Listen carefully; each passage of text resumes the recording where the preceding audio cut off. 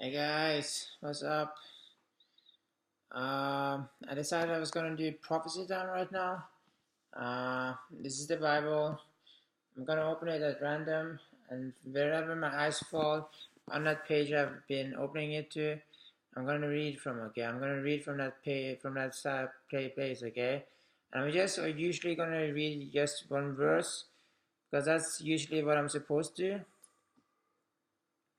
So let's start. Okay, let's start. Okay. Um, let's see.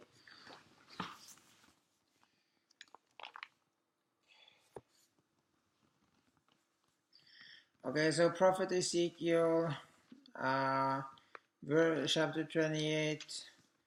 This is a title, The Lord's Word Against Sidon. Sidon, Sidon.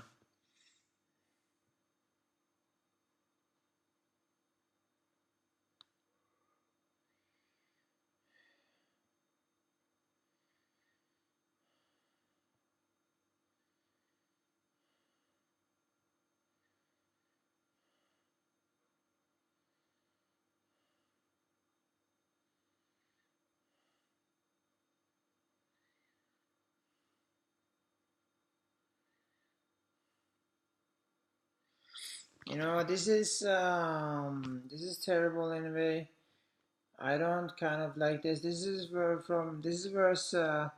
20 to 24, and I read everything. I read everything just now in with my eyes, but I didn't read it a lot. This is terrible. I don't know what to say, but there has been a lot of I think there's been a lot of persecution of um, me and people that I've been ministering to, and people that I've been talking to, and people that I've been trying to help. Um, so in a way, it's kind of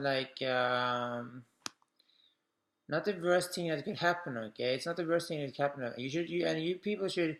A lot of you people who persecute me and all those people, you should try to consider that. Okay, you should try to consider that. Okay, you should try to really consider that.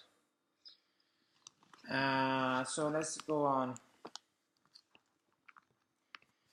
Uh, the Apostle Paul's letter to Titus. Um,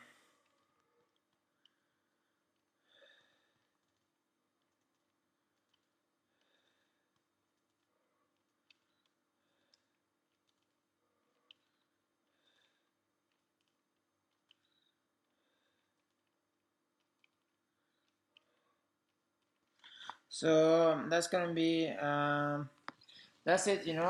But that's more. That's more. No, that's not more. That's not more. This is black page. Black page, meaning it is over. Okay, meaning it's like the end. Okay, this is the end. Okay, so basically, I want to talk about this heat outside. This is not new. When I was a kid and I grew up, this was also something that happened a lot. Like there was a lot of heat outside, and during winter it would be very cold. And I would actually during the summers I would go around with thick sweaters and thick jackets and stuff like that. And it's not good. Okay, you sweat a lot and you're gonna get dehydrated, and you're gonna suffer a lot, and you're gonna be um, exposed to a lot of stuff you don't want to be exposed to. Okay, a lot of things you don't want to be exposed to. Okay, so don't end up going around with sweaters and jackets during summer in the heat, in the really big heat, in a really great heat like it today, or like other days before this. When in winter you have to dress up. In winter you have to dress up. You have to wear sweaters. You have to wear jackets during winter because it's cold during winters. Okay, And like, some people, they want to like they want to lose weight, or they want to like hide their body because they don't like the body, or like they want to and like during winter time they might want to like toughen up, and they might want to like show themselves and show off and stuff like that. It's not good. You need to have less clothes on during summer, and during winter you have to um, dress up. Okay. um, So that's just a warning for me today. Those people that might like have the same mindset as me during summer, and like during the heat, and during the like really bitter cold, like the bitter cold, because that's what I did when I was a kid. And you never know. Like maybe there's like youths that are the same as me. Maybe there's youth that like are a lot like me, are a lot like me. So yeah, yeah. So I want to encourage you to not do that, and to wear clothes during winter, and to not wear so much clothes during summer. Okay. So basically, um,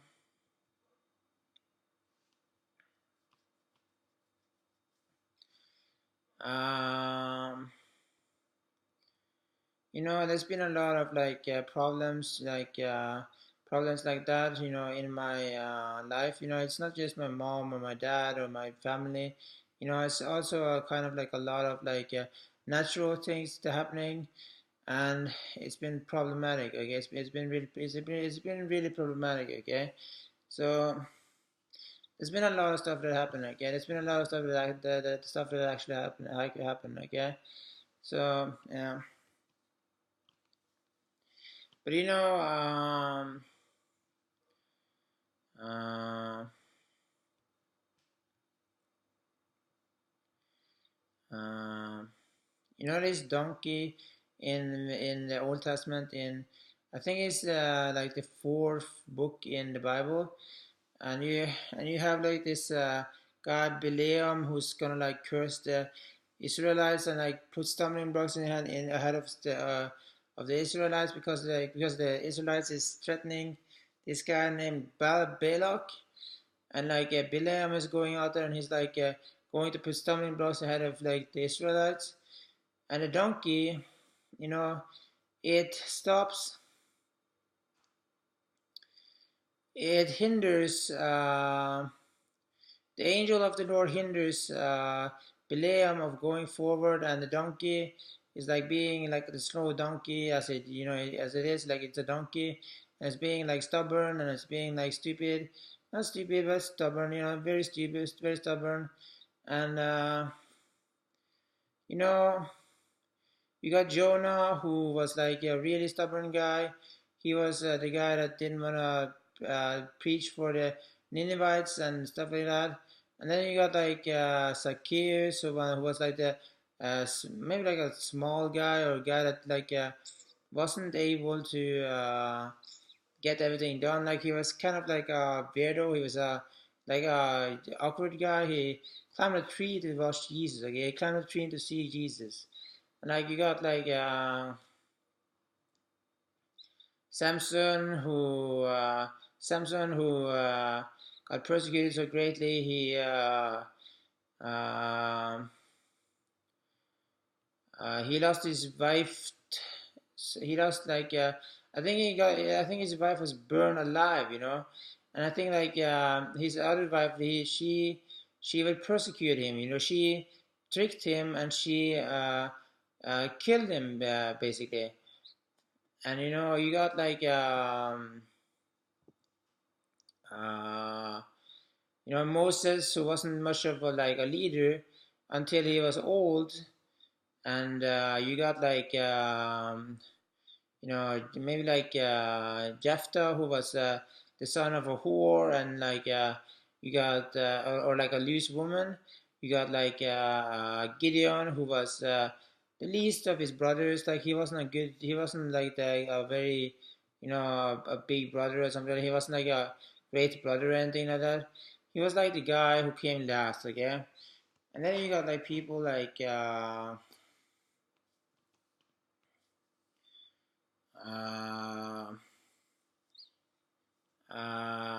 you know, Peter, who like betrayed Jesus. He denied Jesus like 3 times, and you got like uh, John, who wasn't much of like a preacher. He was more like a guy that got persecuted a lot, and like in the end, he ended up, we getting like the prophecies of like the revelations, and like he was a prophet, and like I'm trying to tell you basically that it doesn't matter so much if you're slow, if you're stubborn, if you're a little awkward, if you're like a little weird, if you're um, sort of like a failure, if you got born by this wrong, sort of like not the wrong people, but like more like a loose woman, or like uh, you know uh, someone that wasn't like the right person, sort of, and like for you at least, and you know for you, and maybe like it doesn't matter if you're like a guy that's a little coward, if you can't like do everything correctly, if you're a little afraid. It doesn't matter if you're a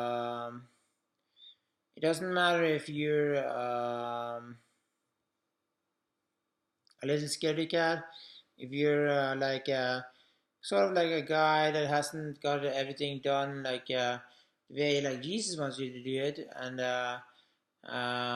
sort of like a guy who hasn't like been able to do all the things that Jesus wants him to do.